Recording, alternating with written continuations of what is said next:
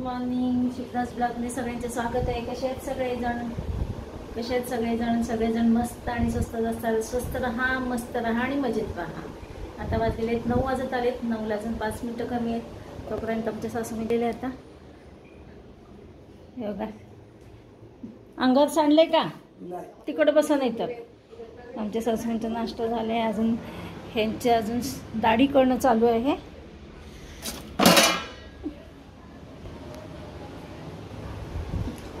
त्यांचं अजून शेविंग करणं चालू आहे. आज केलं तर नाश्त्याला आज केलं होतं थालपीठ. कालचं थोडंसं राहिली होती भाजी, त्याच्यामध्ये कांदा मिक्स करून खमंग असं थालपीठ केलं होतं. आणि आज आहे चतुर्थी. सगळ्यांना चतुर्थीच्या खूप खूप शुभेच्छा. गणपती बाप्पा सगळ्यांचे आयुष्य सुखकर करू दे, हीच ईश्वर चरणी प्रार्थना आहे गणपतीच्या. आज उपाय हे बघा, मी साबुदाणा भिजवले आणि आज केली आहे कोबीची भाजी. पोळी केली आहे डब्यासाठी ह्यांना, सासूबाईंना. आणि मी आता नंतर 12 वाजता मी खिचडी करून खाईन.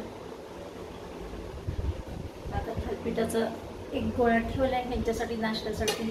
त्यांची आंघोळ झाली की थालपीठ करेन. आज गुरुवार पण आहे. आज मुलीचा पण उपवास आहे माझ्या. मागच्या गुरुवारीच बघा तिचा उपवास होता, तर खिचडी खाऊन तिला चालू झालं तर त्रास. शुक्रवारपासून तिला ॲसिडिटी झाली, पोट दुखायला लागलं, डिसेंट्री चालू झाली. त्याच्यामुळे आज काही ती खिचडी खाणार नाही. आज मीच खिचडी खाईन. किती वाजलेत आता? 9 वाजलेत. ह्यांच्यासाठी मी आता नाश्ता करते आहे. पण ते अजून आंघोळीला गेल्याशिवाय काय? आंघोळीला ते गेले की इकडे मी थालपीठ लावते, म्हणजे त्यांनी गरम गरम नाश्ता करतील. आणि तोपर्यंत पहिला टिफिन भरते. आज टिफिन दुसरा वेगळा भरायचा जरा.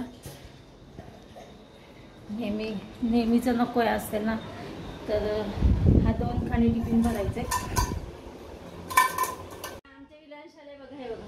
आमच्या विरांश बघा, माझ्या लेकीनी ना त्याला फिरायला आणलं होतं.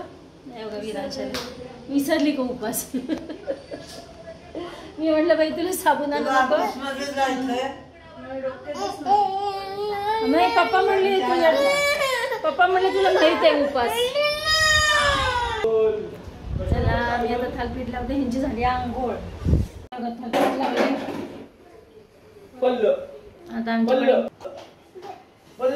आता आमच्याकडे विरांश आलेला आहे. विरांश थालपीठ केलेलं आहे.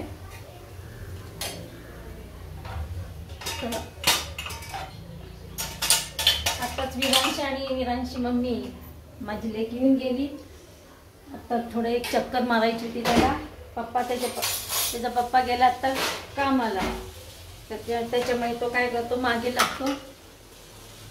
खाली एक चक्कर मारली की मग तो शांत होतो. त्याच्यामुळे एक चक्कर मारायला आली होती. तसंच आमच्याकडे आली. आज नेमका गुरुवार आहे, तिच्या लक्षात नाही राहिला. त्याचा उपवास आज मोडला.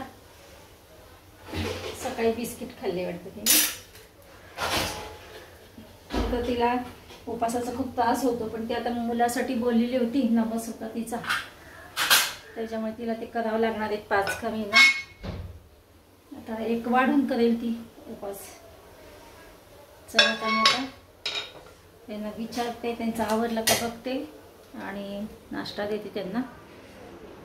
आवरलं का महाराज? चला, ह्यांचं आवरलेलं आता. ह्यांना मी नाश्ता देते आणि माझ्यासाठी साबुदाणा तिकडेच घेऊन जाऊन खिचडी करते मी.